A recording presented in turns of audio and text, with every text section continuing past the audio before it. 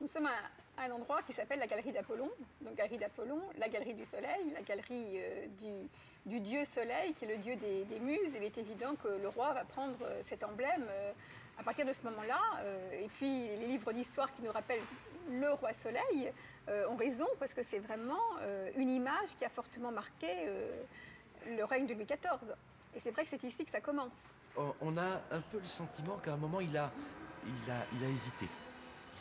Je vous donne un exemple, c'est qu'à un moment, il s'est pris pour Alexandre le Grand. Alors c'est extraordinaire parce que on voit à ce moment-là le brun qui se met à faire des tableaux où il raconte la vie d'Alexandre.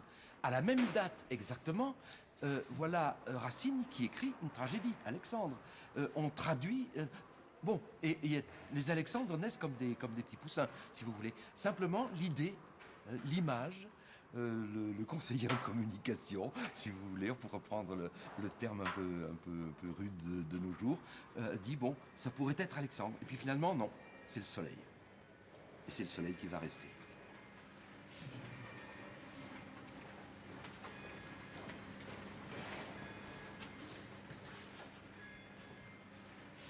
Lorsque Louis XIV a choisi définitivement son symbole solaire, tout représente le soleil partout. Et quand il danse le soleil, etc.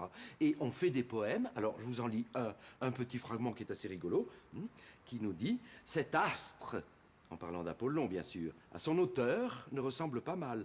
Et si l'on ne craignait de passer pour impie, on pourrait adorer cette belle copie, tant elle approche près de son original. Et alors, comme à cette époque-là, les dames aimaient non pas être hâlées et bronzées comme aujourd'hui, mais elles aimaient au contraire être blanches et roses, on dit, attention, mesdames, n'approchez pas trop du roi, parce que de teints délicats vont en être gravés.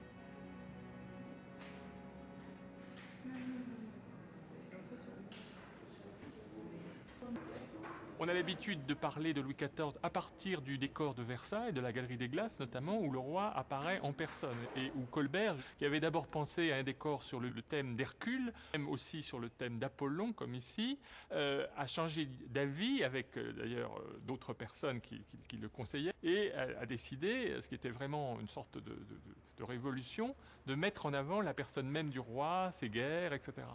But in 61, it doesn't really make sense, I think, to concentrate on the king himself, because he's only just taken over the reins of power. He hasn't yet achieved very much. And so they go very naturally to what was always available as the second option. I'd like to call it the allegorical option. That is, either you choose your subject from classical mythology, or you take it from ancient history, especially Roman history.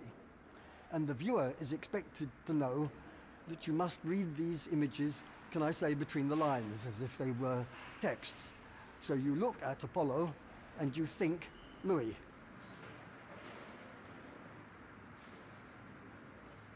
Tout ça est complètement cohérent.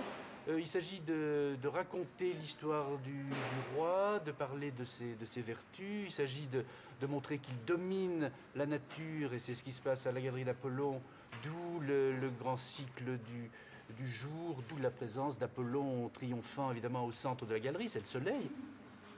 Tout ça, c'est un message facile, qui est très fort à l'époque et qui n'a rien, me semble, de religieux. Enfin, c'est le roi très chrétien, mais dans son château, il est d'abord le souverain de l'Europe qui domine l'univers et qui est le grand collectionneur, le grand mécène des arts. Et là, ça veut dire un domaine où le vocabulaire antique, les dieux de l'Olympe, la fable antique est omniprésente. Mon Dieu, faites que je ne tremble pas. Les mots me manquent souvent, et sans pouvoir l'avouer, je doute plus souvent encore. Ma mère sera contre moi.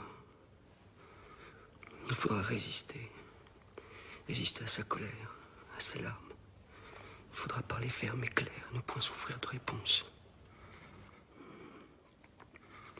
Seigneur, je vous en supplie, ne me quittez pas. Le cardinal est mort. Le moment est venu.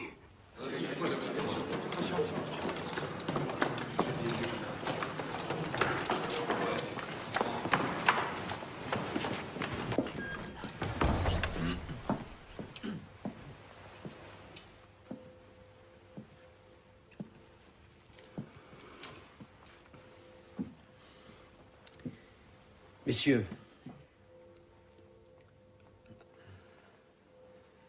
Madame, aujourd'hui la face du théâtre change. Jusqu'à ce jour, j'ai laissé gouverner mes affaires par mes ministres, sous la direction de feu seul. Je gouvernerai pas moi-même.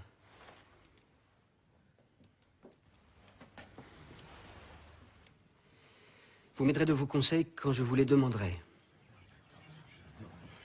Je vous ordonne de ne rien signer. Pas même un passeport sans mon commandement. Vous savez mes volontés, messieurs. C'est à vous maintenant de les exécuter.